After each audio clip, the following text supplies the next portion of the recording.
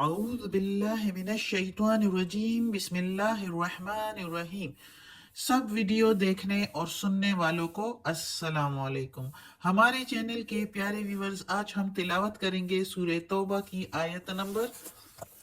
43، 44 اور 45، یعنی کہ آیت نمبر 43، 44 اینڈ 45 انشاءاللہ تلاوت کریں گے ترجمہ کے ساتھ اور تفسیر کے ساتھ۔ تو چلیں شروع کرتے ہیں آج کا سبق، لیکن شروع کرنے سے پہلے چینل کو سبسکرائب کریں، بیل نوٹیفیکیشن کو آن کریں تاکہ اگلی ویڈیو آپ کو آسانی سے ملتی رہے، اور ہو سکے تو شیئر بھی کریں تاکہ زیادہ سے زیادہ لوگ دیکھیں، آپ کو بھی ثواب ملے اور مجھے بھی۔ تو چلیں اب شروع کرتے ہیں آج کا سبق۔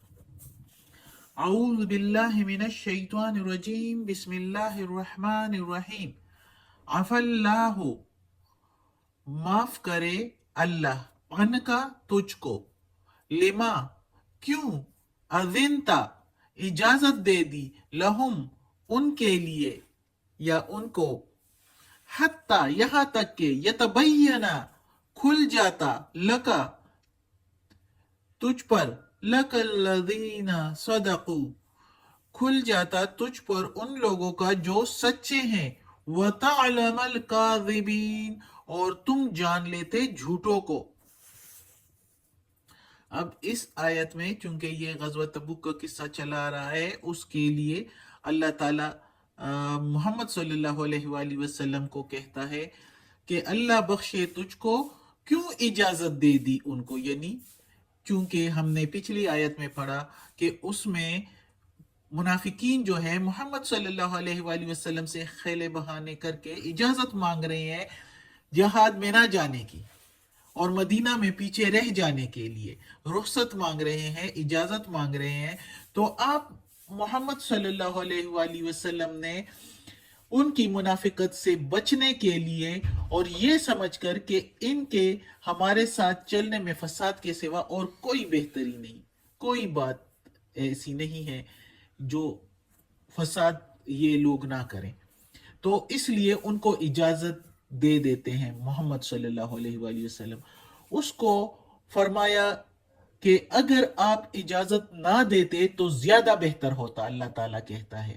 کہ اللہ بخشے تجھ کو، اگر اجازت نہ دیتے تو زیادہ بہتر ہوتا، کیونکہ اس وقت ظاہر ہو جاتا کہ انہوں نے اپنے نہ جانے کو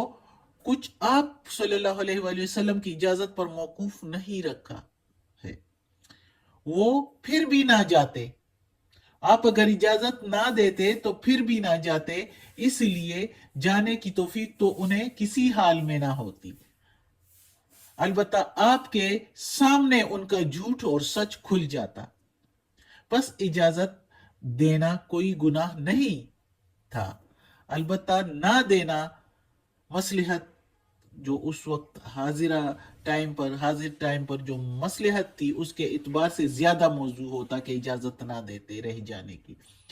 تو اس لیے اللہ تعالیٰ نے کہا کہ عفا اللہ عنکا، یعنی اجازت نہ دیتے، اللہ بخشے تجھ کو، اللہ معاف کرے تجھ کو، کیوں اجازت دے دی۔ تو یہ خطاب اس لیے آپ صلی اللہ علیہ وآلہ وسلم کو، حالانکہ گناہ نہیں ہے، لیکن وہ جو ہے یہ جس طرح کے عرب کے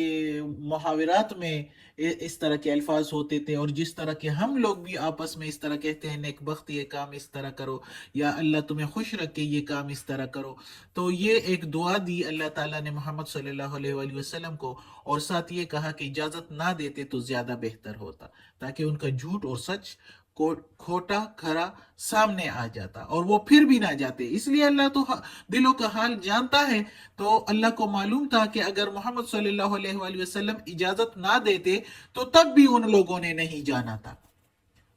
کیونکہ ایک تو سفر بہت لمبا تھا، اور ایک کیسر روم سے جو ہے لڑائی کا خدشہ تھا، تو ایسے حالات میں وہ کبھی بھی نہ جاتے، تو اس لیے اللہ تعالیٰ نے کہا کہ اجازت نہ دیتے تو سارا ان کی منافقت سامنے آ جاتی، جھوٹ کا جھوٹ اور سچ کا سچ سامنے آ جاتا۔ اگلی آیت ہے لا یستأذنک، نہیں وہ اجازت مانگتے تجھ سے، یا رخصت مانگتے یا اجازت مانگتے تجھ سے، الذین یستأذنک الذین، وہ جو یؤمنون ایمان لاتے ہیں، باللہ ساتھ اللہ کے، یعنی اللہ کی وحدانیت پر ایمان لاتے ہیں، والیوم الآخر، اور آخرت کے دن پر ایمان لاتے ہیں، یعنی آخرت کے دن کی حاضری پر کہ دوبارہ اٹھنا ہے، ان یجاہدوا، یہ کہ وہ جہاد کرے، بِأَمْوَالِهِمْ ساتھ اپنے مالوں کے، بِأَمْوَالِ، بے کے میننگ ساتھ، اموال مال، ہم ان کے اپنے مال کے ساتھ، وَأَنفُسِهِمْ اور اپنی جان کے ساتھ، یعنی جان اور مال کے ساتھ وہ جہاد کرتے ہیں جو اللہ پر ایمان لاتے ہیں اور آخرت کے دن پر۔ واللہ، اور اللہ، علیم، جاننے والا ہے، بالمتقین، علیم بالمتقین، جاننے والا ہے پرہیزگاروں کو، متقی لوگوں کو جاننے والا ہے، یا جو اللہ سے ڈرنے والے ہیں ان کو جانتا ہے۔ یعنی اللہ کو تو خوب معلوم ہے جس کے دلوں میں کیا چل رہا ہے، جو سچے ایمان والے ہیں اور جو منافقت کرتے ہیں تو وہ سب اللہ کو معلوم ہے۔ اللہ کہتا ہے کہ جو ایمان لاتے ہیں اللہ پر اور آخرت کے دن کی حاضری پر،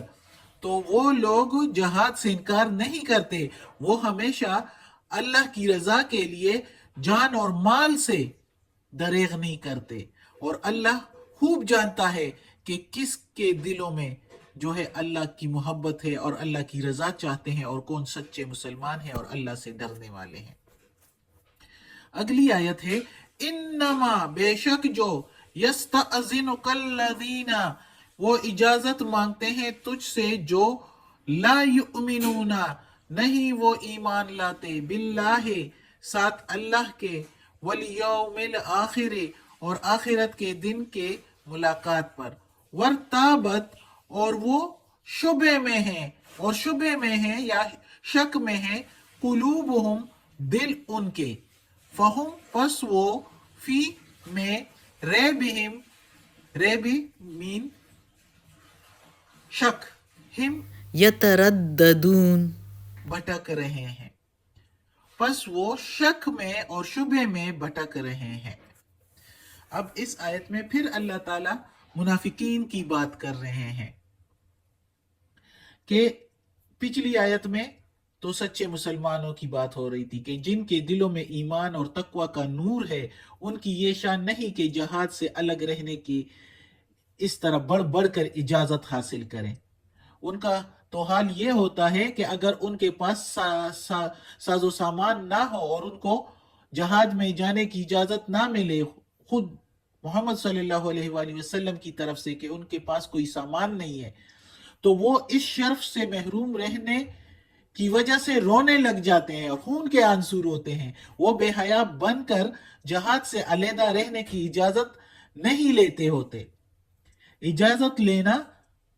انہی کا شیوا اور انہی کی عادت ہے جن کو خدا کے وعدوں پر یقین نہیں ہوتا، نہ آخرت کی زندگی کو سمجھتے ہیں۔ حق تعالیٰ نے اسلام اور مومنین کے غالب ہونے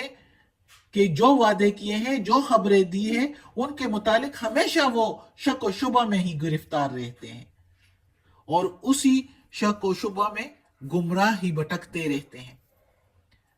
شک و شبے میں ہی بھٹکتے رہتے ہیں۔ تو یہ اللہ تعالیٰ کہتا ہے کہ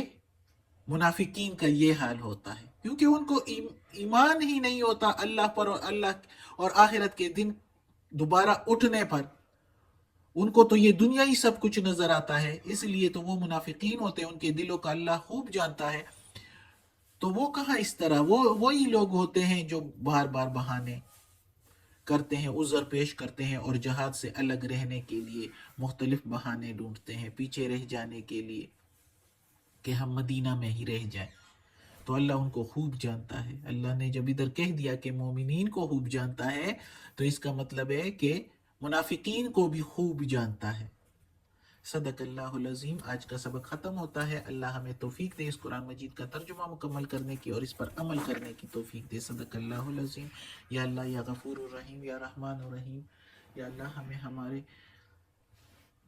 ہم نے جو یہ تلاوت کی ہے یا اللہ ترجمہ اور تفسیر کے ساتھ، تو یا اللہ اس کے زیر زبر پیش میں، تلفظ میں، ترجمہ تفسیر میں کوئی غلطی ہوئی ہو تو یا اللہ معاف کر دینا. تو معاف کرنے والا مہربان ہے، غفور الرحیم ہے، رحمان الرحیم ہے. یا اللہ ہمیں اپنے نیک اور صالح لوگوں میں شامل کر دے. یا پروردگار ہمیں عافیت والے معاملات دے، ہماری بیماریاں، تکالیف، پریشانی اور برائیاں ہم سے دور کر دے. آمین ثم آمین.